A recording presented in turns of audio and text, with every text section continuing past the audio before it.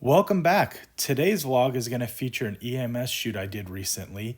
I did this as a one-man band. I did have a little bit of help at load-in, but aside from that, I was pretty much on my own for setting up everything from camera to lights, audio, the whole mix. You can see right there my wife was there to assist me at load-in so we can get started a little bit quicker to accommodate the shift change. Right here you can see a 600C Pro that's shooting some red color onto the fire truck and also spilling over into the floor.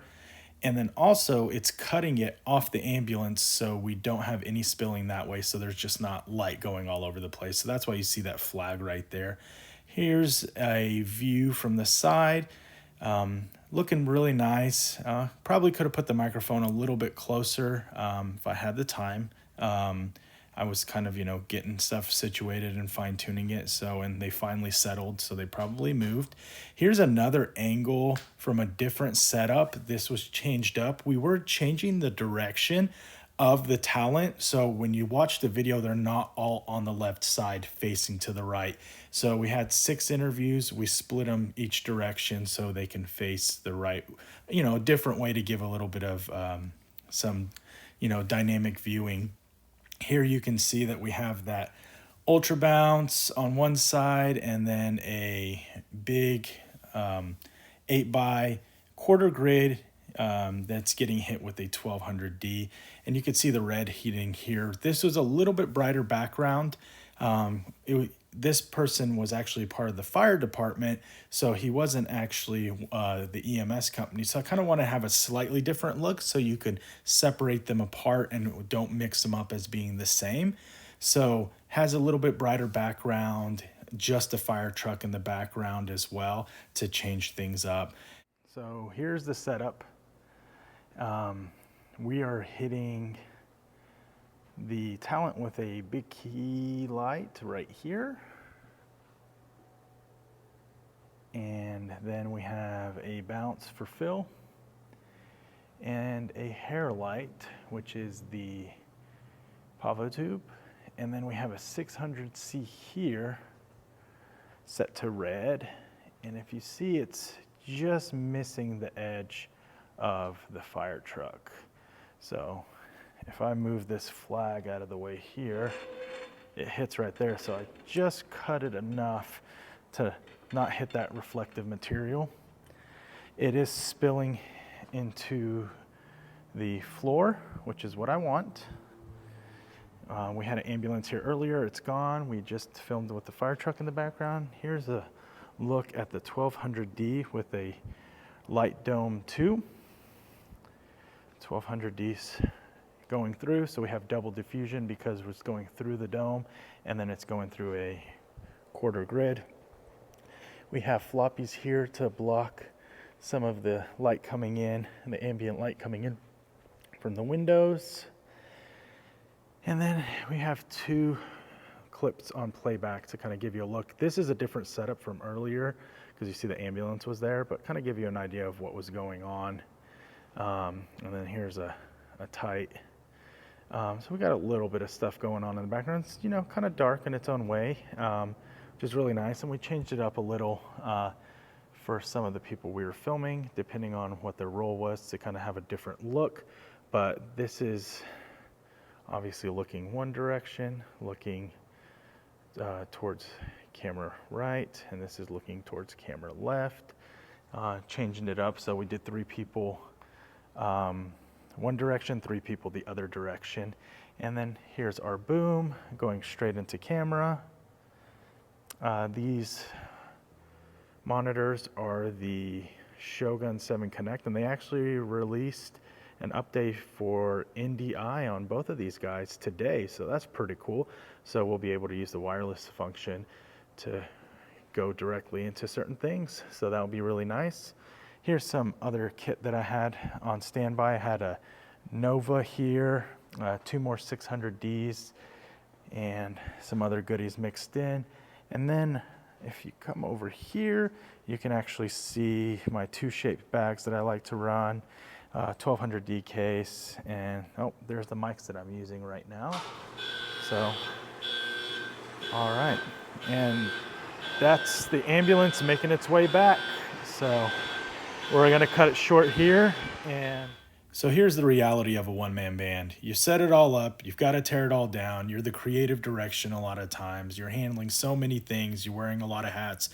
Sometimes you could goof something up, sometimes things don't go as planned, sometimes things are missed. That's just the reality of it. But it's a lot of work. You know, you have to make sure everything's put away correctly. You have to make sure you're organized. You can see all my ballasts and cables are together so they can get packed away. And that's just part of the process. It's a lot of work to do things on your own. Is it the best way to succeed? Well, sometimes the circumstances allow you to do a one-man band. Would it be ideal to have a gaffer, a grip, you know, an AC, a sound guy, all that? Of course, you know, lifting all these heavy sandbags, shop bags is not fun. It's a lot of work. So that's just kind of the reality of production. You know, I could sit at home and say, I will only do gigs where I have a whole crew. Well, I'm not going to be working all the time, and then I'm not going to be making money, and I'm not going to be able to support my family. So you have to kind of make those decisions and, you know, sacrifice sometimes and pick up the jobs where you're doing a lot on your own. Luckily, I have a lot of equipment after years and years of collecting things and purchasing things and investing in my company, and it makes it real easy for me to do it.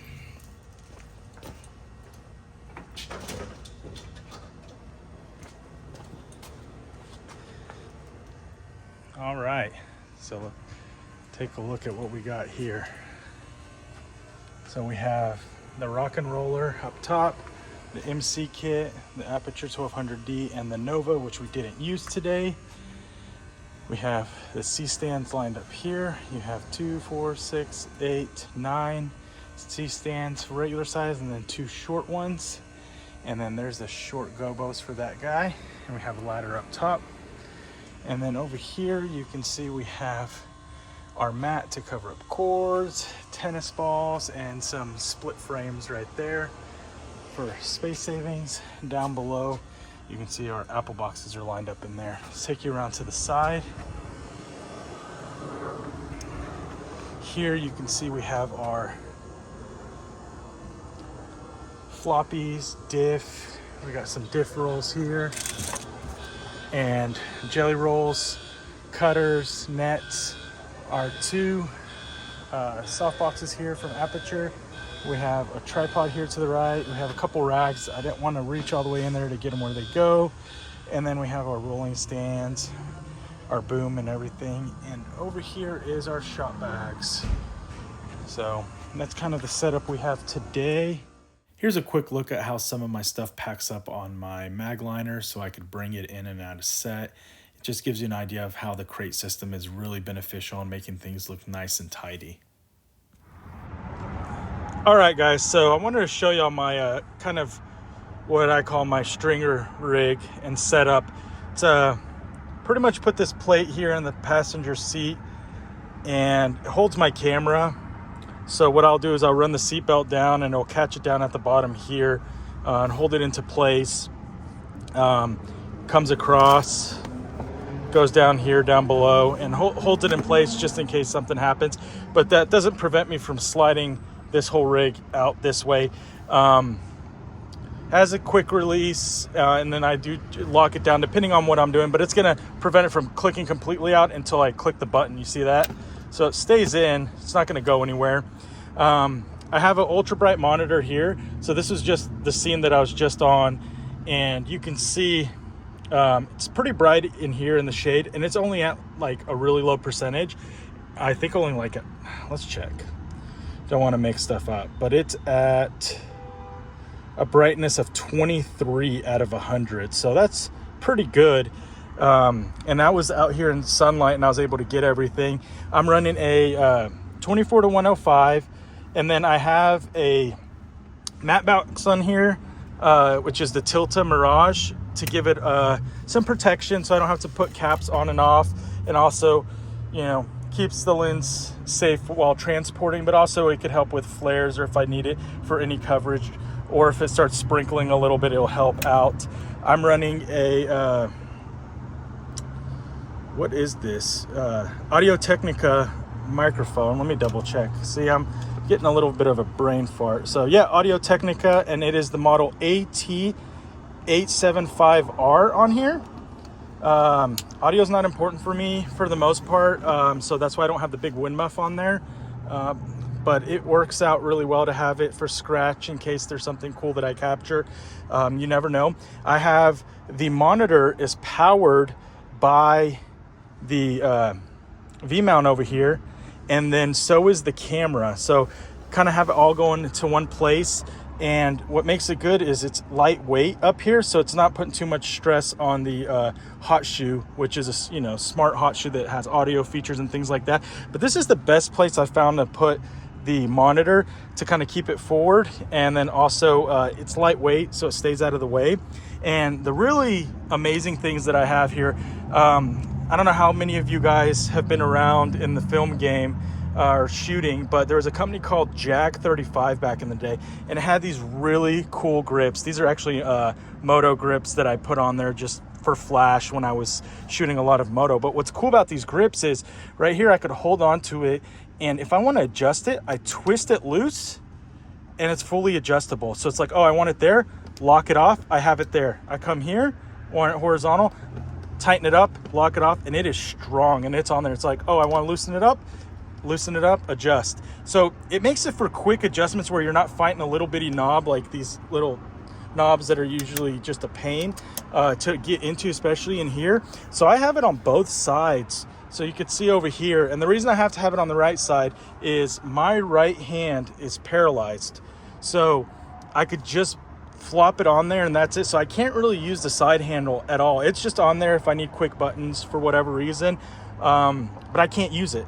So I can actually wrap my hand around here and hold on like that, but here it's just a struggle, and then I may accidentally hit a button because I don't have control of it.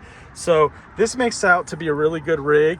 I could tuck it into me. It's pretty stable, but with the 24-105, it's actually image stabilized, which the camera itself has no in-body stabilization. So this makes out to be a really good rig, and it's just quick. I mean, I just unclick it, grab it, go, and I'm ready to film. And I could go with one hand here, or I could which I have control of a lot of the settings here. I have a toggle right there, and then I could stop and start recording. But yeah, that's kind of the setup I have. So this is in addition today to getting my interviews that I got with some paramedics. Well, that's a wrap. I really want to thank everyone that's been watching these videos, commenting, subscribing, sharing, liking, giving me input on what they would like to see. I'd also like to give a huge shout out to obviously the Cranky Cameraman, Moorfield Visuals, and also Joel Gabrielson, because they have been doing some vlogs as well, and they were popping up in my feed on YouTube, and I was like, you know what? Let me give this a try. I watched some of their stuff, got some ideas, also came up with my own ideas, and just kind of mixed it all together. And that's kind of how the industry works, is we take ideas from each other, we create different things, and we make it our own. But we always have to pay homage to the people that kind of motivated us and, gave us some good guidance in doing things. Thank you for commenting, guys. I really appreciate it, and I look forward to cranking out some more of these videos, pun intended, not intended. And let me know what you think. Let me know what you like. I know some people want real short, quick videos, and some people want more detail and longer videos that they could sit down and really absorb a lot of things. I know I have an audience of people that are kind of new to the production game, and then people that are seasoned. And what I've learned from watching the other vloggers is, there's a lot of stuff I watch in their videos that I'm like, I know all this stuff. I've done this, nothing new. But you know what? Sometimes they'll pull something out and show you this one thing, and that can give you an edge one day and give you an advantage, and also teach you to do something a certain way and be more efficient. So thank you everyone for watching. Hope to see you on the next one, and have a great day.